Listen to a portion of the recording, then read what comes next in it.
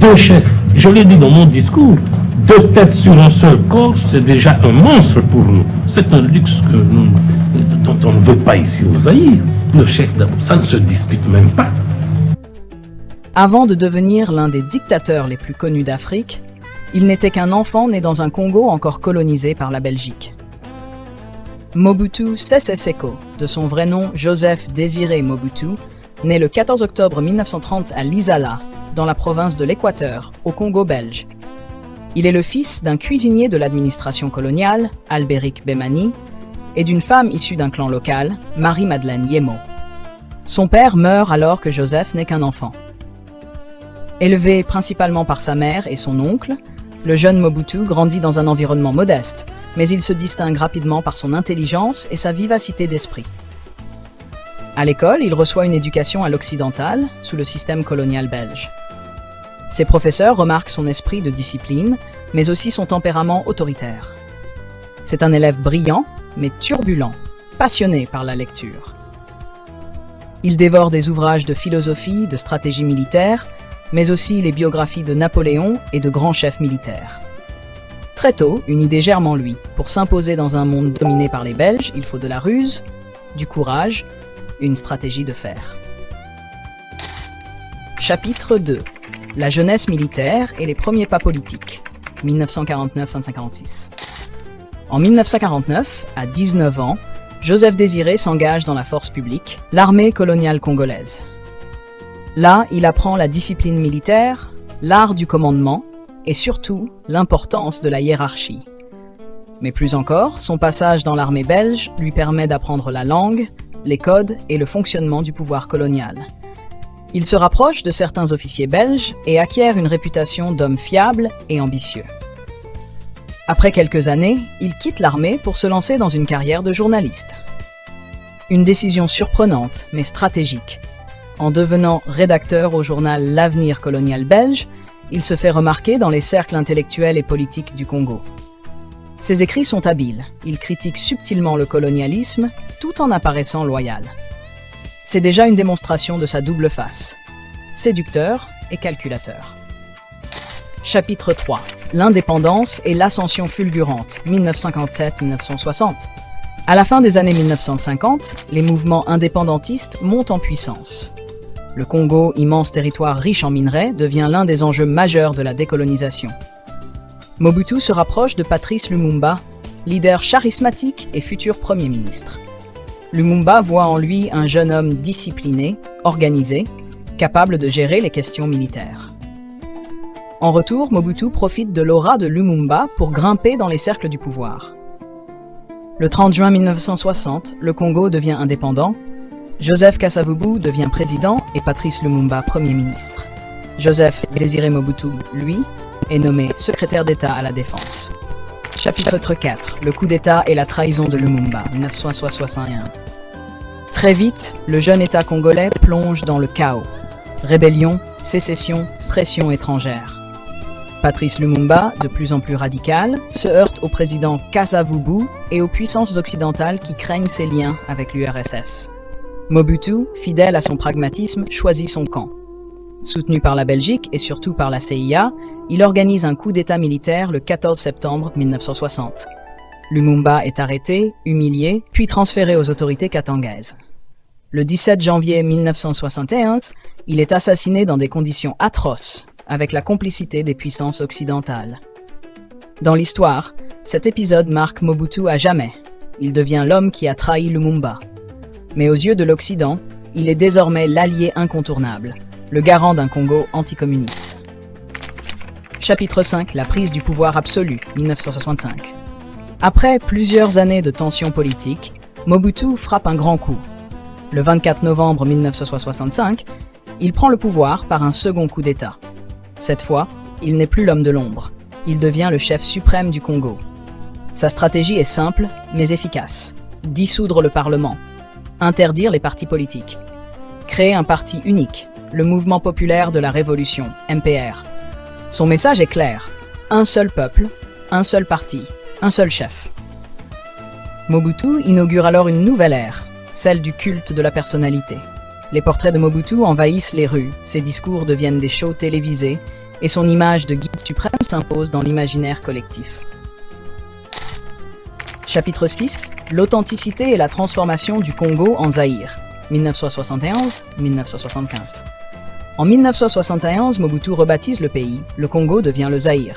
Il impose une politique authenticité. Les Congolais doivent abandonner leurs prénoms chrétiens pour des noms africains.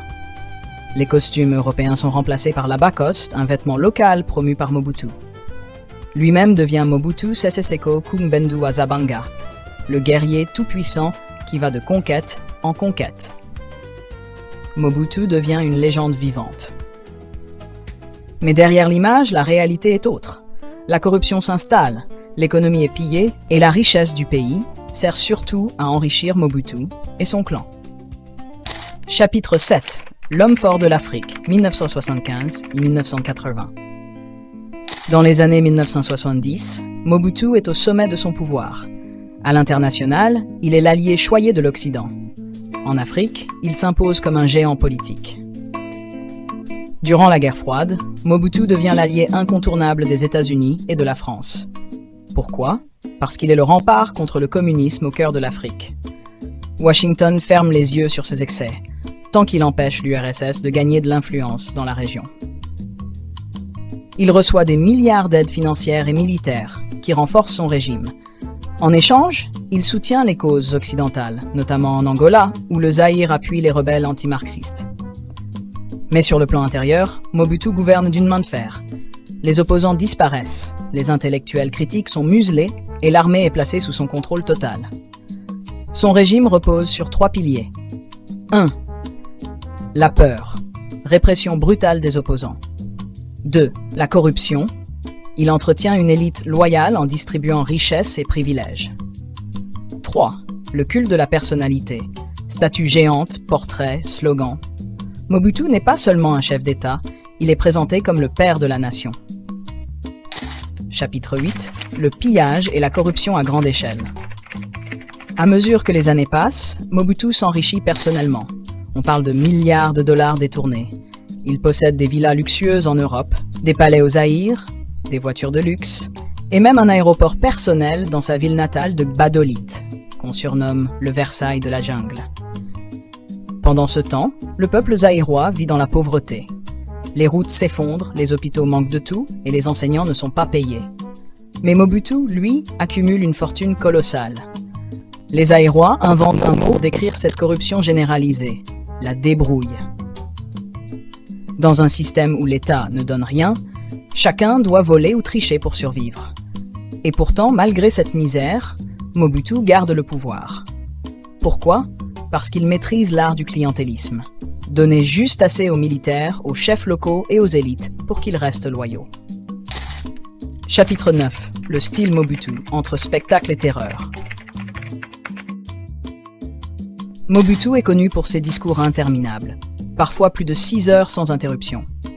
Il parle d'une voix lente, posée, martelant ses phrases de gestes théâtraux. Il a compris que le pouvoir, c'est aussi une mise en scène. Il se présente comme l'aigle de Kawel, l'homme au chapeau léopard, l'image même de l'autorité africaine. Mais derrière ce spectacle, le régime est impitoyable. Des milliers d'opposants disparaissent, certains exécutés publiquement pour servir d'exemple. La peur est partout. Chapitre 10. Le début du déclin, 1980.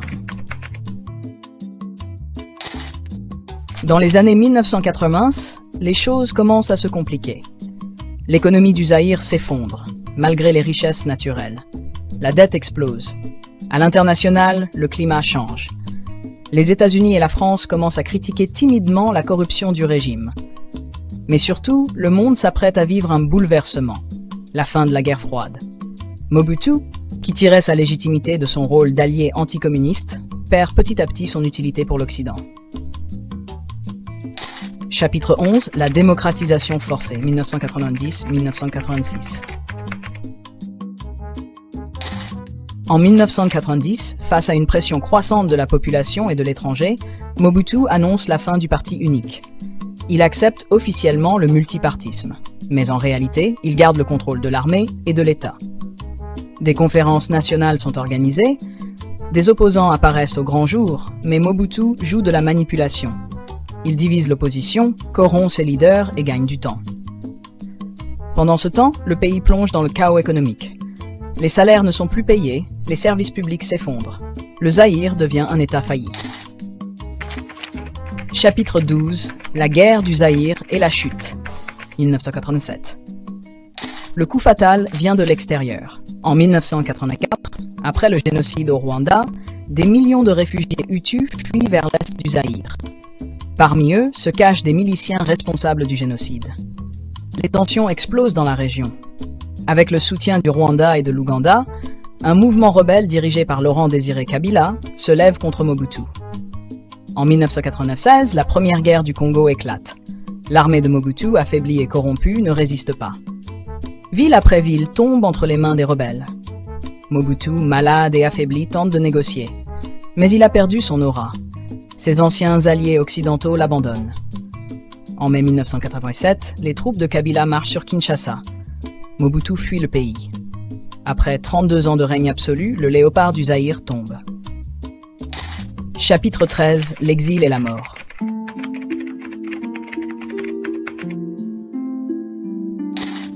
Mobutu trouve refuge au Maroc, dans sa luxueuse villa de Rabat. Mais il est gravement malade. Un cancer de la prostate le ronge. Isolé, humilié, abandonné par ceux qui l'avaient jadis encensé, Mobutu vit ses derniers mois dans la solitude. Le 7 septembre 1987, Mobutu Sese Seko meurt à l'âge de 66 ans. Il est enterré discrètement au Maroc, loin de son Zaïre qu'il avait dirigé d'une main de fer.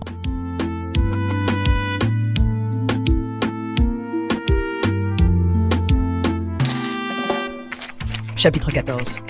Héritage et controverses. Mobutu laisse derrière lui un héritage complexe. Un règne autoritaire, marqué par la répression, la peur et la violence. Une corruption légendaire, des milliards détournés, un pays ruiné malgré ses richesses. Un style unique, mélange de traditions africaines et de spectacles politiques. Un symbole de la France-Afrique, utilisé par l'Occident comme rempart stratégique, puis abandonné quand il n'était plus utile.